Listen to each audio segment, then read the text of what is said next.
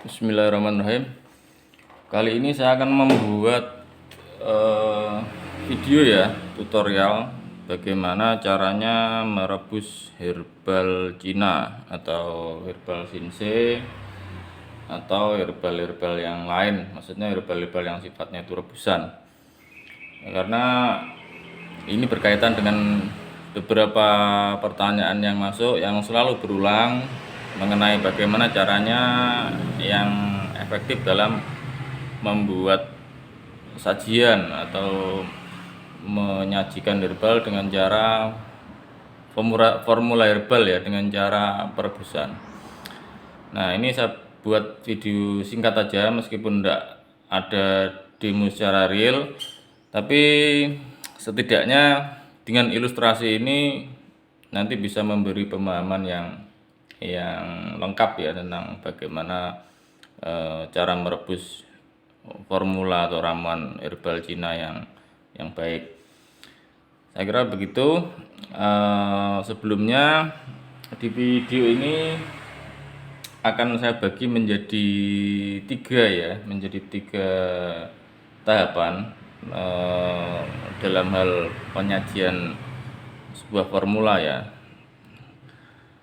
Tiga hal tersebut, yang pertama adalah persiapan.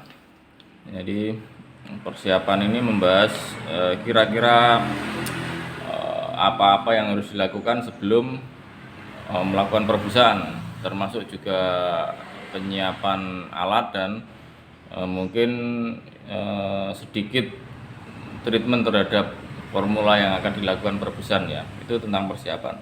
Pemrosesan itu akan membahas tentang bagaimana cara merebus yang benar. Jadi timingnya seperti apa, takarannya seperti apa. Yang ketiga, penyimpanan dan penyajian. Jadi bagaimana cara menyimpan biar hasil dari rebusan tersebut tidak mudah rusak. Itu satu. Terus yang kedua, bagaimana cara mengkonsumsi saat mengkonsumsi ya, saat mengkonsumsi dari hasil rebusan yang sudah kita lakukan sebelumnya. Kira-kira seperti itu. Nah, yang pertama ini berkaitan dengan alat ya. Ini masuk ke tahap persiapan ya. Persiapan di sini kita siapkan alatnya. Jadi alatnya katakanlah ini ya, ilustrasi aja ya. Jadi alat ini yang perlu diperhatikan ada beberapa hal ya. Yang pertama, bahan. Jadi cari bahan dari alat yang akan digunakan itu yang tidak berbahan dasar. Satu itu aluminium, yang kedua itu ini ya, tembaga. Jadi yang pertama aluminium, yang kedua tembaga, yang ketiga besi, yang keempat teflon. Jadi kira-kira yang perlu diperhatikan bahan itu aja. Jadi selain 4 bahan itu mungkin bisa digunakan ya. Tapi kalau saya sih senangnya pakai yang stainless ya. Jadi pakai stainless. Sama bahan-bahan lain yang bisa digunakan atau panci yang bahan dasar dari panci yang bisa digunakan itu misalnya kayak ini ini stainless ya, ini stainless. Nah, terus bisa juga pakai ini enamel ya, agak tebel, ini biasanya warnanya putih. Kalau stainless ini sebenarnya warnanya mengkilap ya, cuma ini karena pernah terbakar panci saya ini, jadi ya akhirnya warnanya jadi menghitam seperti ini. Cuma aslinya ini mengkilat. Atau bisa juga pakai keramik bisa, atau gerabah tanah liat ya juga bisa. Jadi setiap bahan itu punya min plus ya. Kalau setahu saya yang tanah liat itu biasanya airnya itu gampang meresap, gampang habis. Itu yang pertama. Terus yang kedua, biasanya dia itu panasnya itu lambat. Jadinya kita akan boros gas atau boros bahan bakar untuk merebusnya ya, mungkin kayu atau mungkin bahan bakar yang lain. Jadinya karena dia lama panasnya jadi ya boros. Tapi kalau yang enak, yang praktis, saya biasanya pakai yang ini ya, pakai yang stainless ini, atau kadang pakai enamel juga sering saya pakai itu. Nah, itu dari bahannya. Terus dari dari apa? Dari bahan dasar pancinya. Sekarang dari formulanya atau dari ramuan yang akan kita rebus. Itu yang perlu misalkan ini ya. Ramuan itu ada beberapa. Yang pertama itu ramuan umum ya. Jadi ramuan umum ini ya sudah satu, katakanlah ini satu ramuan udah dimasukkan gitu aja, jadi satu paket. Itu ramuan yang umum. Ada juga ramuan yang khusus, sifatnya khusus itu misalkan di dalam sebuah ramuan ini ada ramuan yang berbahan dasar atau ramuan yang sifatnya itu sangat keras, misalkan kayak kerang atau batu atau mineral, itu dia harus dipisah ya. Jadi dipisah, direbus duluan agak lama, nanti baru yang ramuan utamanya ini masuk. Atau juga ada ramuan yang sifatnya itu mudah rusak, diapor, misalkan kayak sisin atau mungkin daun mint, itu kan mudah rusak, itu dia diakhirkan, jadi sudah jadi baru dimasukkan ya gitu. Tapi secara umum ramuan itu satu paket sudah seperti ini. Atau ada lagi ramuan yang sifatnya itu dia banyak bulunya, jadi kalau apa itu, kalau ini terpecah dia biasanya akan bikin gatal di tenggorokan. Nah, itu sama sinsenya atau sama tokonya biasanya dibungkus sama kertas kain kasa. Itu kalau dibungkus seperti itu ya sebaiknya jangan dilepas, jadi langsung dijadikan satu aja. Saya kira seperti itu. Nah, secara umum ramuan ini sebelum direbus harus dibilas dulu ya, katakanlah ini dibilas dulu. Jadi dibilas itu tujuannya biar bersih dari kotoran-kotoran pada saat penjemuran, kira-kira seperti itu. Jadi biar steril lah katakanlah. Nah, itu udah, ini tahap persiapan. Nah, terus sekarang masuk ke tahap pemrosesan. Nah, kurang satu ya untuk tahap persiapan, lewat. Untuk tahap persiapan kita siapkan dulu juga takarannya. Kalau takarannya saya pakai ini ya, gelas blimbingan ini ya, 250 ml. Kira-kira seperti itu. Jadi takarannya nanti, takaran minumnya ya ini, takaran rebusnya juga ini, takaran airnya. Nah, udah, itu selesai untuk persiapan. Sekarang pemrosesan. Nah, pemrosesan ini terbagi menjadi dua ya. Ini menjadi dua proses ya. Jadi tahap pertama sama tahap kedua. Ini bisa dilihat di sini. Kelihatan enggak ya ini ya? Nah, ini tahap pertama, ini tahap kedua ya. Oke.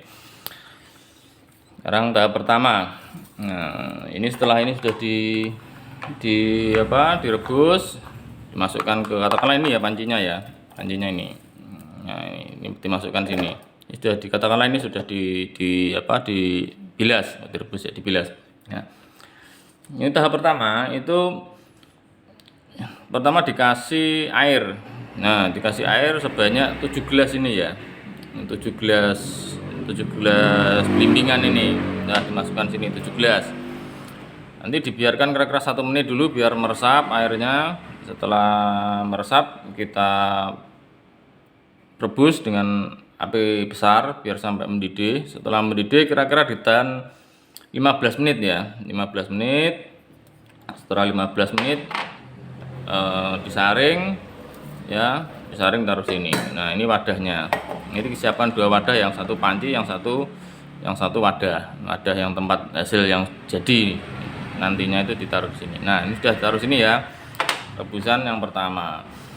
Jadi tahap 1 tadi itu ada 3 kali rebusan. Yang satu 7 gelas selama 15 menit. Nah, sekarang setelah airnya ditaruh di sini, hasilnya ini kan kosong ini. Dikasih air lagi. Itu sebanyak 5 gelas. Nah, dikasih 5 gelas. Dengan cara yang sama dididihkan, tahan pakai api kecil selama 9 menit. Nah, selanjutnya disaring, ditaruh di sini. Nah, seperti ini ya. Nah, disaring. Jadi yang pertama tadi 15 menit, yang kedua 9 menit. Yang ketiga ini dikasih 4 menit. Dikasih 4 gelas, 4 menit. Kasih 4 gelas. Nah, 4 gelas dengan cara yang sama dididihkan, tahan pakai api kecil selama 5 menit. Jadi yang pertama 15, saya ulangi, yang kedua 9 menit, yang ketiga 5 menit. Ya, setelah 5 menit saring taruh sini. Nah, hasil yang pertama ini kira-kira bisa untuk 4 sampai 5 hari. 5 hari biasanya dipakai untuk 5 hari nantinya ya. Nah, nanti kita bahas di bagian ketiga ya, masalah penyimpanan. Oke, jadi tahap pertama sudah selesai. Jadi semua dari rebusan 1 2 3 sudah tercampur di sini. Nanti ini dikonsumsi selama 5 hari. Nah, setelah 5 hari kita akan melakukan perebusan tahap kedua. Tahap kedua itu takarannya, airnya dikasih air itu 4 gelas.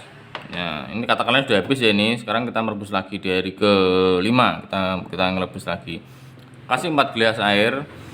Dilakukan dengan cara yang sama, didihkan dan tahan pakai api kecil selama 5 menit. Ya. Tahap kedua ini 5 menit. Saring taruh sini. Nah, ini kan sudah kosong airnya. Kasih air lagi. 4 gelas air lagi. Jadi dikasih 4 gelas air lagi, diproses dengan cara yang sama. Jadi didihkan, tahan pakai api kecil selama 5 menit. Saring taruh sini. Nah, ini hasilnya ini bisa dikonsumsi untuk 2 hari. Nah, tahap kedua 2 hari. Jadi totalnya itu tahap pertama itu 4 hari, tahap kedua 2 hari. Jadi totalnya ini nanti satu ramuan ini bisa untuk 6 hari. Nah, begitu ya. Itu tahap pemrosesan. Sekarang kita bahas untuk tahap penyimpanan. Tahap penyimpanan itu kita bahas untuk ramuan pemrosesan yang tahap pertama dulu. Jadi setelah tahap pertama ini jadi ya tadi ya 15 menit, 9 menit sama 5 menit. Ini nanti jadi dikonsumsi selama 4 hari atau 5 hari. Nah, pada saat ini sudah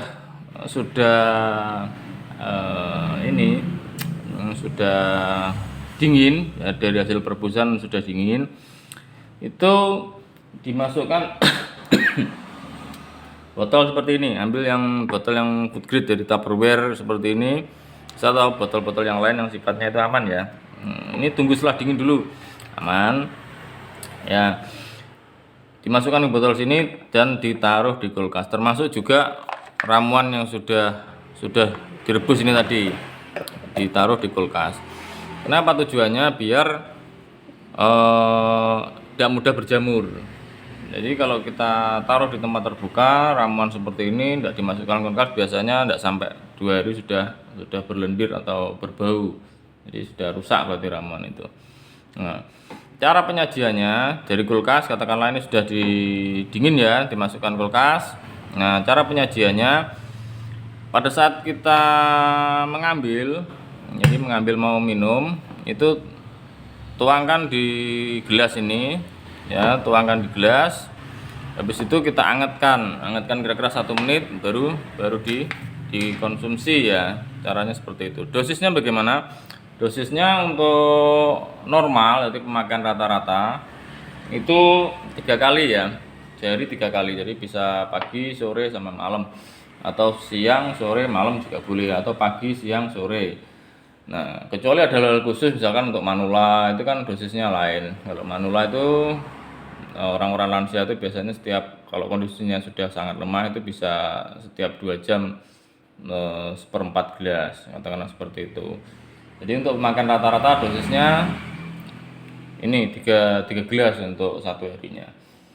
Nah, seperti itu. Jadi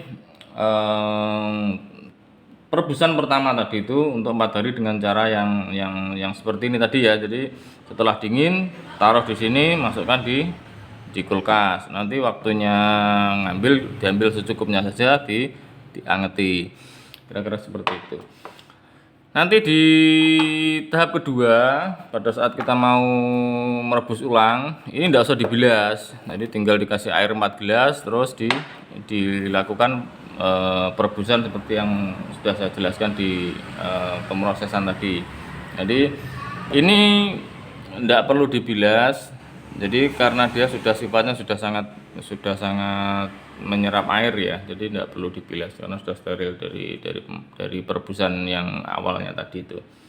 Caranya seperti itu. Nanti juga sama, setelah hasilnya didinginkan taruh di sini untuk dikonsumsi selama 2 hari.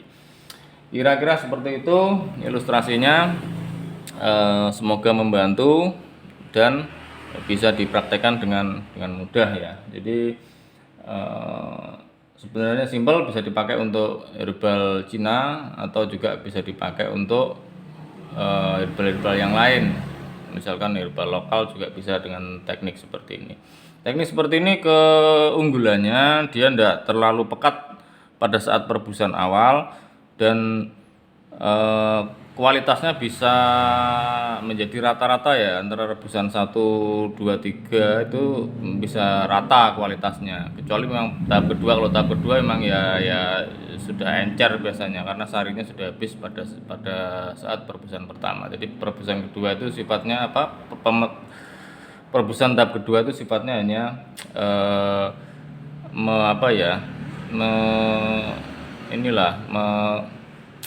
mengambil sisa-sisa daripada terbuang sia-sia, makanya diambil dimaksimalkan. Jadi, sifatnya hanya itu aja. Jadi tidak seperti rebusan pertama itu. Tahap pertama yang perebusannya itu sifatnya dominan atau utama, kira-kira seperti itu. Jadi kira-kira videonya seperti itu, semoga membantu. Terima kasih.